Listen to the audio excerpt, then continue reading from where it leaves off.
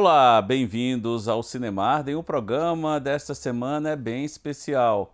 É sobre Western Spaghetti, o faroeste spaghetti, ou Western à italiana, ou faroeste à italiana, ou como eu cresci ouvindo, o famoso Bang Bang à italiana. No meu caso, que cresci no final dos anos 60, comecinho dos anos 70, o primeiro contato que eu tive com o faroeste, com o western, foi vendo filme de faroeste italiano, que na minha cabeça de criança não era diferente de qualquer outro faroeste. Era o faroeste que existia, que eu via na televisão, junto com meu pai e com meus irmãos menores, né? Eu cresci vendo personagens como Django, Ringo, Sabata, Sartana, Trinity, essas personagens todas que povoavam esses western fizeram parte da minha infância e eu tenho por eles uma memória afetiva muito grande. Depois eu conheci, obviamente, os grandes faroestes, ou aqueles que são considerados os western fundamentais da história do cinema, ou, resumindo melhor, os filmes dirigidos pelos grandes mestres do faroeste mundial, como John Ford, como Howard Hawks, Anthony Mann, mas devo confessar, como falei aqui no começo, foram estes faroestes feitos na Itália que me levaram para esse fabuloso mundo cinematográfico. E se hoje eu tenho o western como o meu gênero favorito, foi justamente graças a esses filmes italianos que, curiosamente, boa parte dele nem era feita na Itália, boa parte usava a região da Almeria, na Espanha, como cenário. Claro, a parte de estúdio, essa parte mais fechada, era feita na Itália, mas as externas eram, na sua maioria, rodadas na Espanha. E o que é que fez assim surgir na Itália esse que muita gente chama de um subgênero do western americano? Porque o faroeste americano, ele é um gênero americano por excelência. Ele nasce quase que junto com o próprio cinema. E claro, todas as regras, todos aqueles elementos que compõem um faroeste nasceram justamente nos Estados Unidos, através de obras emblemáticas desses diretores que eu já citei, Ford, Hawks e Mann, principalmente. E esse gênero vigorou com muita força nos Estados Unidos entre as décadas de 1930 até o final da década de 1950. Quando chega os anos 1960, o western começa a perder fôlego no cinema e migra com muita força para a televisão americana. Nesse período você vê grandes seriados que são conhecidos até hoje, como Cheyenne, Bonanza, Maverick, Rawhide, que lançou o Clint Eastwood, e muitas outras séries se firmarem na televisão. Então o western americano, ele sai do cinema, ele perde espaço nas salas de cinema e ele vai para a televisão. Mas era um gênero muito popular no mundo todo. E aí um italiano, Sergio Leone, que tinha feito alguns filmes de gladiador, vinha de uma família que já trabalhava com cinema há muito tempo, resolve investir nesse filão. Ele faz em 1964 o primeiro daquela que ficou conhecida depois como Trilogia dos Dólares, que é Por um Punhado de Dólares. O projeto original dele era ter o Henry Fonda à frente do filme, só que não deu certo e ele terminou contratando o pouco conhecido internacionalmente Clint Eastwood, que fazia, como eu já citei, o Rawhide, essa série de TV. E o Clint fez com o Sergio Leone essa já citada Trilogia dos Dólares, que foi aberta em 1964 por um punhado de dólares, no ano seguinte por uns dólares a mais e em 1966 com o Três Homens em Conflito, título brasileiro para o Bom, o Mal e o Feio. Sérgio Leone, com essa trilogia, estabeleceu as regras do que ficou conhecido pejorativamente como spaghetti western, ou western spaghetti, ou faroeste spaghetti. Era um termo que não agradava muito a alguns desses italianos, mas era um termo que foi cunhado na época e que pegou, né? Tínhamos também o Bang Bang à Italiana, mas a maioria se referia a esses filmes como Western Spaghetti. E um outro Sérgio, que é contemporâneo do Leone, trabalharam juntos, eram muito amigos, ele era conhecido como o outro Sérgio, é o Corbucci, Sérgio Corbucci, que nesse mesmo período, entre 66 e 69, dirigiu alguns clássicos desse gênero. O curioso no faroeste italiano é que, diferente do americano, ele era mais ousado na questão da violência.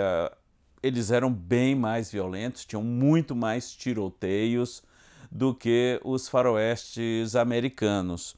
E em 1966, o Corbucci lança Django, que ele havia escrito o roteiro junto com seu irmão Bruno, e o Django chama a atenção de todo mundo, projeta mundialmente o Franco Nero, que faz o papel título. Outra coisa bem interessante nesses filmes do faroeste italiano é que os heróis eles estavam mais para o perfil de anti-heróis do que heróis propriamente dito. Eles não tinham aquela aura assim pura, imaculada, como muito dos heróis dos faroestes americanos.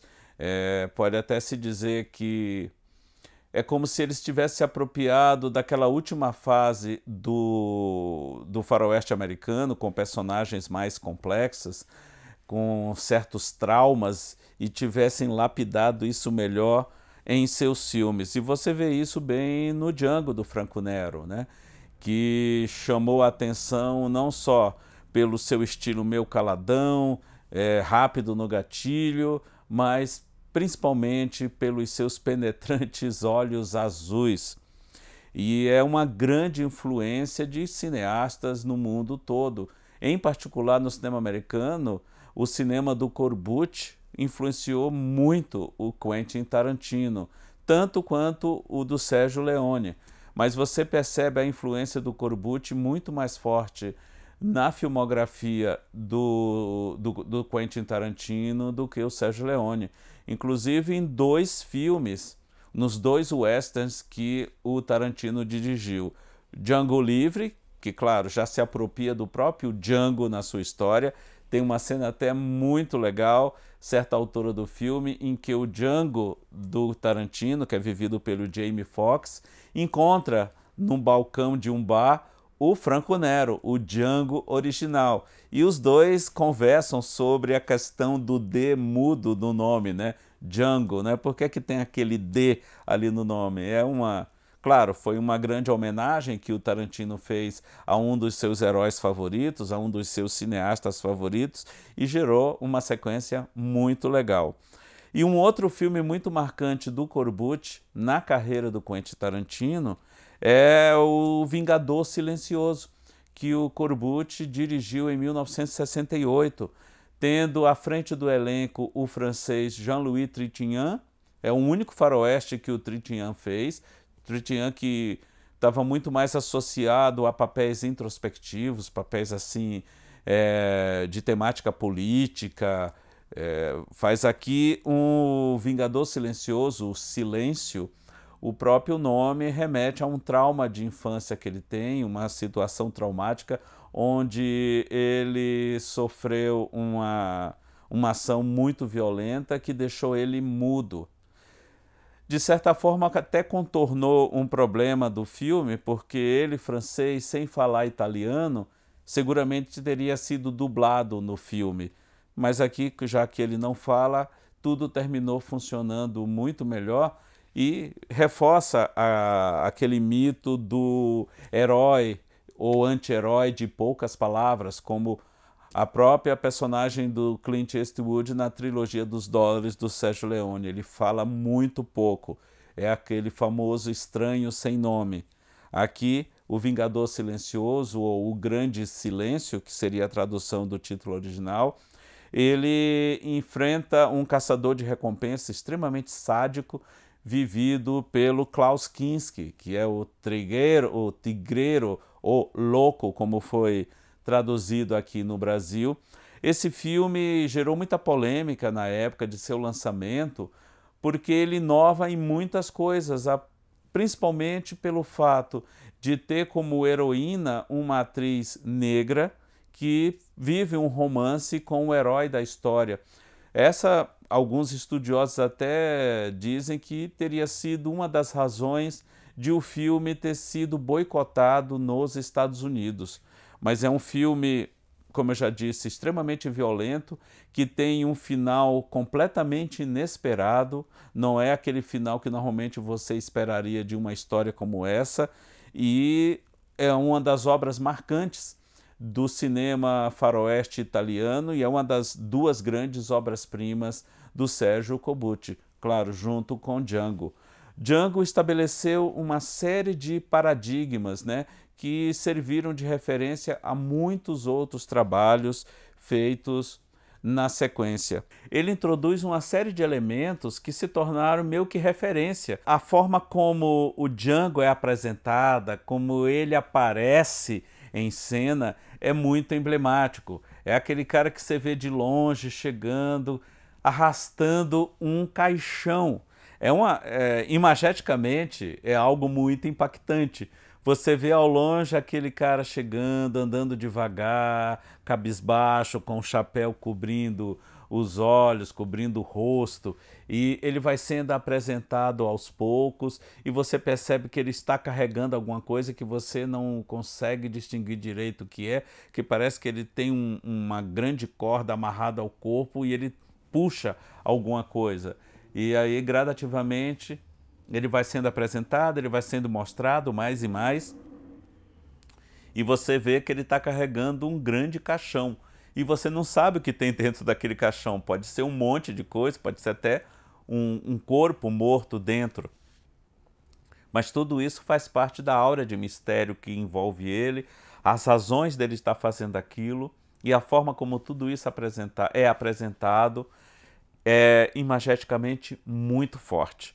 E isso é um dos pontos altos dessa obra-prima do Sergio Corbucci. O outro Sérgio famoso dentre esses cineastas italianos é o Sergio Solima, que tem uma trinca de filmes bem emblemáticos, feitos também nesse mesmo período, entre 1966 e 1968. Ele começa com O Dia da Desforra, que tem à frente do elenco Lee Van Cleef, que já havia trabalhado também com o Sergio Leone, é outro nome bem conhecido tanto do faroeste italiano como do faroeste americano. Depois ele fez Quando os Brutos se Defrontam, que tem à frente do elenco o Jean-Marie Volonté, um ator italiano, mas também muito ligado aos filmes políticos italianos, faz aqui esse faroeste. E fechando essa trilogia do Sergio Solima, tem o Corre, Homem, Corre, que traz à frente do elenco um ator cubano-americano, o Tomás Milian, que trabalhou em todos esses filmes do Sergio Solima. Então são três Sérgios bem importantes dentro dessa vasta série de filmes de faroestes feitos na Itália.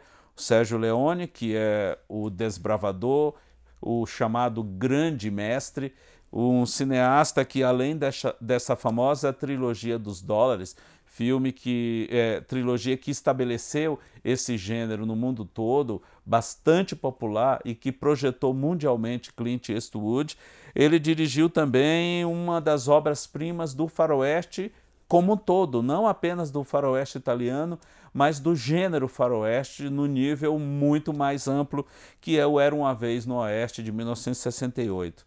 Aí temos o Sergio Corbucci, como eu já falei, que é o outro Sérgio, que além dessas duas obras-primas, o Django e o Vingador Silencioso. Ele também dirigiu Ringo e Sua Pistola de Ouro, em 66, Joe, o Pistoleiro Implacável, também em 66, e que tem à frente do elenco o ator americano Burt Reynolds. Isso era muito comum, eles importarem atores da Inglaterra, da França, da Alemanha e também dos Estados Unidos para estrelar esses seus filmes. Aí ele faz em 67 Os Cruéis, em 68, logo depois de O Vingador Silencioso, ele faz Os Violentos Vão para o Inferno, e o seu último grande faroeste de 1969 é O Especialista, O Vingador de Tombstone. Então esses três Sérgios marcam profundamente aquilo que hoje a gente chama de faroeste italiano, mas são nomes que conseguiram romper essa fronteira da língua, essa fronteira limitada pelo espaço geográfico, e influenciaram gerações de cineastas no mundo todo, e também muito da produção cinematográfica do faroeste feita a partir daí. Você tem que levar em conta que naquele período tinha muita pouca produção americana do gênero. A maioria estava, como eu falei, concentrada na televisão. E esses cineastas não só pegaram esse gênero, como eles conseguiram reimaginá-lo, recriando com elementos que não costumavam ser utilizados no gênero e expandindo esse gênero com temáticas, com abordagens que os americanos não haviam se tocado até aquele momento. Conseguiram tornar muito popular esse gênero. Na sua maioria, esses filmes italianos de faroeste tiveram um sucesso comercial muito grande. É um gênero, ou subgênero, como alguns costumam chamar, que vigorou por cerca de 9 anos, entre 1964 até 1973. E além desses três Sérgios, né, o Leone, o Corbucci e o Sollima, outros nomes de cineastas italianos se destacaram nessa seara, né? O Duccio Tessari, o Florestano Vancini, o Lucio Fucci e o Tonino Valeri. São nomes que produziram bastante, não tiveram a mesma projeção nesse gênero que os três Sérgios, mas deixaram também um legado muito interessante, muito rico. E eu acredito que muita gente como eu teve no faroeste italiano, no bang bang italiano, no spaghetti western, no faroeste spaghetti, essa porta de entrada ao maravilhoso mundo do Velho Oeste. E, como eu já falei, a lembrança que eu tenho de criança, até porque eu vi esses filmes todos dublados em português, então para mim não me importava se ele vinha da Itália, dos Estados Unidos ou de qualquer outro lugar. Para mim, eu acompanhava todos eles em português mesmo, e o cenário que eu via era aquele cenário desértico, assim, com aquelas montanhas, aquela poeira, lama, em alguns casos até neve. No caso, o Corbucci faz O Vingador Silencioso, um precursor do que viria depois ser feito nos Estados Unidos com Mais Forte que a Vingança, né? Um filme todo durante o intenso inverno, né? Muita neve, muito frio. O próprio Tarantino, quando faz o seu Oito Odiados, né? A inspiração principal é justamente o Vingador Silencioso. Mas são filmes que não só conseguiram manter viva a chama do faroeste, conquistaram não só um público muito extenso, manteve acesa a chama do gênero no mundo todo e também faturaram muito nas bilheterias. A trilogia dos dólares do Sérgio Leone é um caso à parte, né? É uma versão em faroeste de um filme do Akira Kurosawa, um filme de samurai, o Yojimbo, e mesmo tendo sido processado pelo Kurosawa e tendo que pagar uma nota violenta de direitos autorais, mesmo assim ainda gerou muito lucro para todos os envolvidos, e o próprio Kurosawa disse uma vez que ele faturou só com essa ação muito mais do que o próprio filme rendeu para ele. Para você ver como havia uma carência no mercado para esse tipo de obra, para esse gênero em particular, e isso, no final das contas, terminou fazendo com que os americanos voltassem a investir no gênero. E o próprio Clint Eastwood, que foi projetado mundialmente na trilogia dos dólares do Sérgio Leone, passou ele próprio a dirigir faroestes também,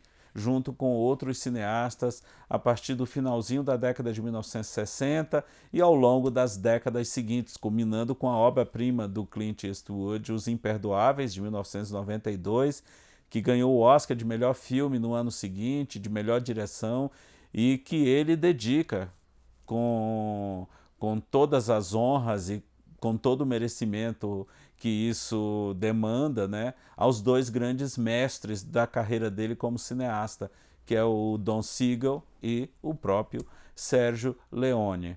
Então, por isso e por muitas outras razões, não cabe aqui, e eu sempre defendo, se alguém fala de maneira pejorativa desses faroestes feitos na Itália, eles em momento algum, por razão alguma, são menores, são inferiores às suas matrizes americanas. Claro, se você for colocar num patamar mais abrangente, num contexto histórico maior, John Ford, Howard Hawks, Anthony Mann e outros cineastas americanos vão aparecer num primeiro momento em destaque. Mas se não tivesse existido nesse período de 1964 até o início da década seguinte, 71, 72, 73, esses cineastas italianos que abraçam esse gênero e o recriam e o reinventam e reenergizam esse gênero, talvez nós não tivéssemos mais hoje o faroeste como era no passado.